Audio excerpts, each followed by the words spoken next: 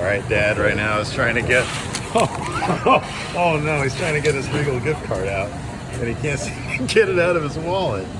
What are you doing? Oh, there it is. Now he's got to pick up all of it. Remember that time the watermelon dropped in the store, and I walked away? It's kind of the same thing here. Oh, see that? Oh, nothing else? I think we're good. We got to pour our own butter, you know. Huh? Hi, friendo, Steve here. So me and Dodo went to go see John Wick 3, Chapter 3, Parabellum today. And, oh boy, it was wild. In a nutshell, I actually really dug this movie. Actually, more than John Wick 2, which oddly I wasn't really into. Remember with John Wick 2, I was just sort of thinking, why is this movie even being made? But I really did kind of appreciate the world building in John Wick 2, and we got a lot more of that in John Wick 3. The first one was more just like dude whose dog got killed, and oh, they opened this can of worms, and he's like a really super assassin guy. And this continued on sort of the more comic booky, the sort of established comic booky type universe they set up in John Wick 2. And so we got a lot more of that. I mean, it's a John Wick movie. They were way more creative with the violence in this one. It was all the choreographed stuff.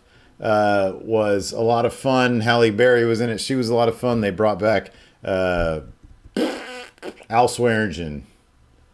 Oh, God, what's his actual name? I forget. Anyways, as Winston. And then, of course, Morpheus was back in it as the Bowery King.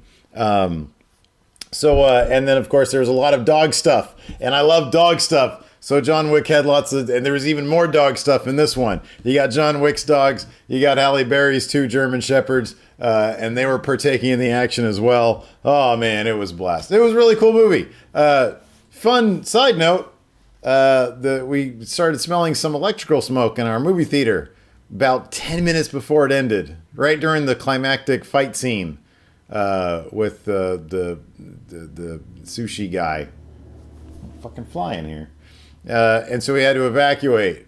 So this is a review where I haven't even seen the end of the movie, but I looked it up on Wikipedia, so I know what happens.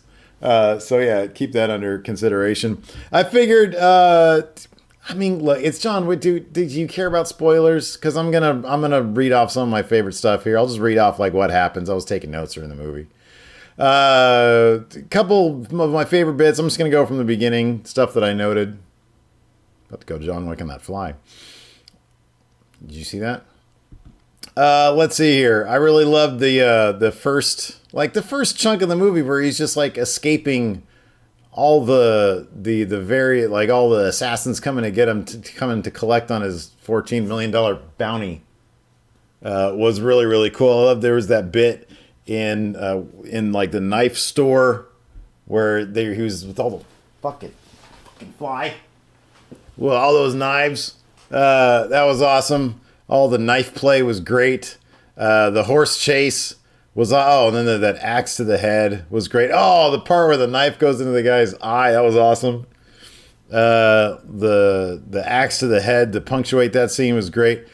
I loved the horse stable scene where he kept on just using the hind legs of the horses to kill people. It's fucking, you have no idea what's coming to you, Fly.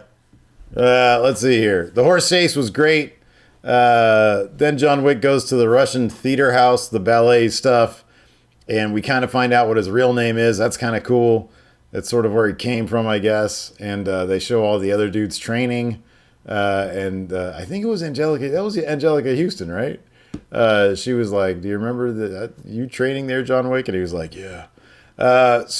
Anyways, he's got the ticket that he's cashing in to get away and go to Casablanca.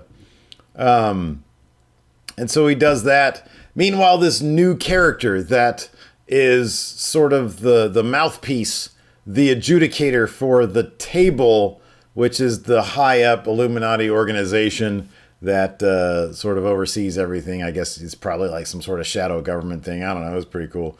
So she comes in and she's checking Al Swearingen.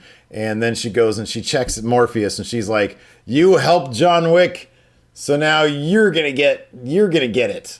and they're like, whatever. So anyways, John Wick goes to Casablanca. He meets up with Halle Berry, and she has two amazing German Shepherds. The adjudicator then goes after John Wick's, I think they're Russians, his people, and they like run a sword through Angelica Houston's hands. That was cool. They kill off all of her bodyguards and stuff. Then the Game of Thrones guy, who is the guy that was friends with Tyrion, forget his name. Anyways, he shows up. He's like the head of the Casablanca Continental Hotel. He's there. He shoots one of Halle Berry's dogs. Luckily, that dog is wearing a bulletproof vest. And so we got the, and then Halle Berry and Keanu Reeves, John Wick, they shoot up that place in just a marvelous. It was like a 15-minute long John Wick and Halle Berry handicap match against like 50 of these Casablancan assassins, these Moroccan assassins. That was awesome.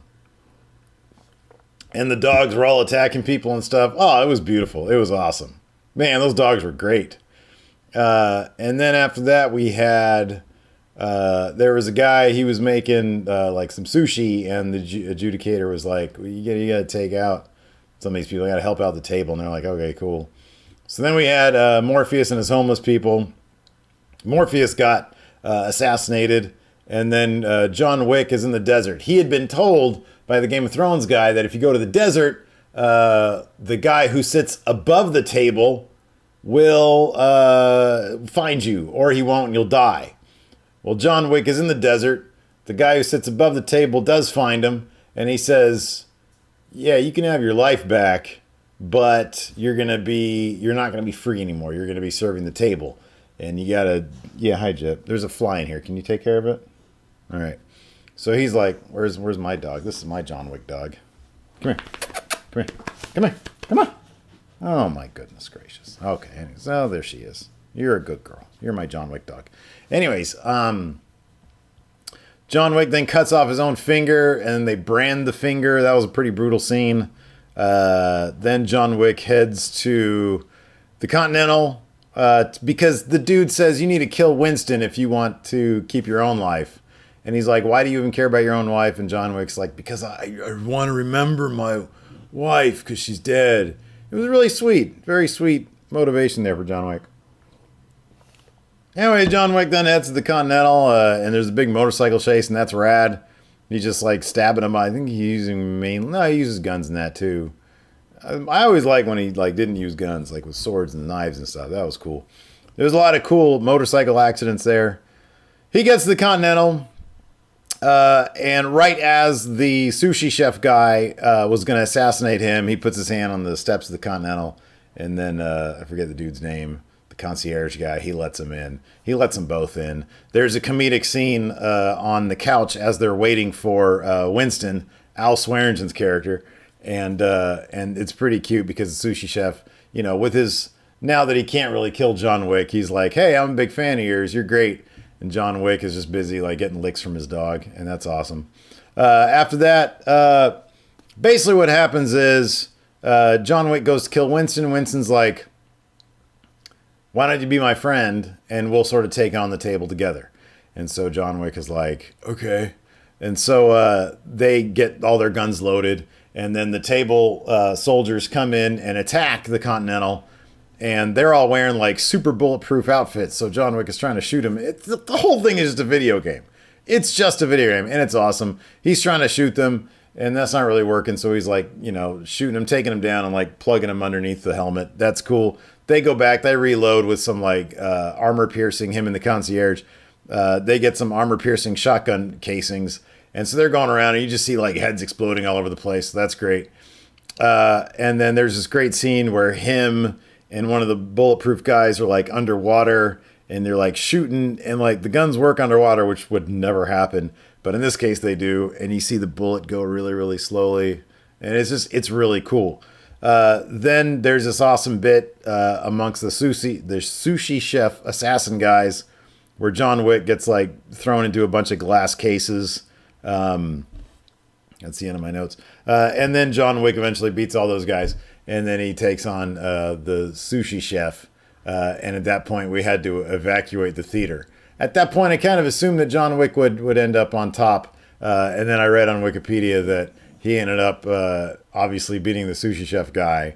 And then the adjudicator gave Winston a deal where he needs to shoot John Wick. He does, but understanding that he's shooting John Wick on the bulletproof part of his jacket, and then John Wick falls out of a window, and then he's taken in by the Bowery King, who somehow lived, which was awesome.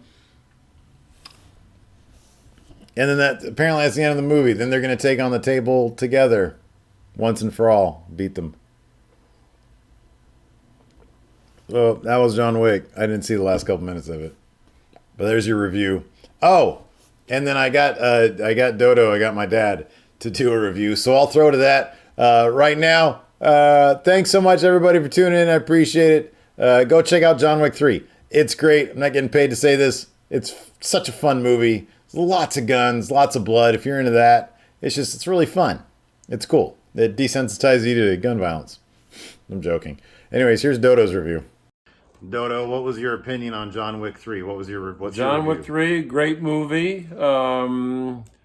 Probably the best wasn't better than 1. Better than 2. Great action. We got smoked out the last 15 minutes, and I'm curious to see what the last 15 minutes had, but I'd give it, it is big screen, worthy of the big screen material. But 4 out of 5 stars.